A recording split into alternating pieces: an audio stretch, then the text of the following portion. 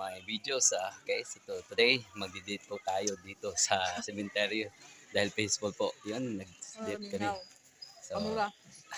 So, wala pong mga tao. So, peaceful talaga at safe po talaga sa tatawag natin accident. Dito guys, sa cemetery.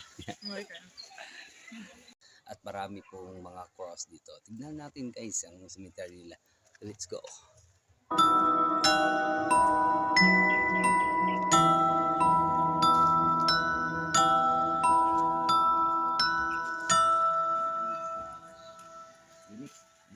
Public man eh. Public. Yung tinatawag na public cemetery.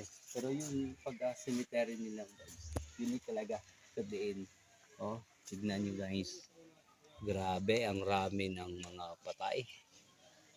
Plastic. Dito sa basta guys. So wala na pong vacant dito.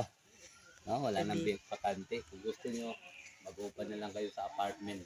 Wala nang vacant dito. So salamat.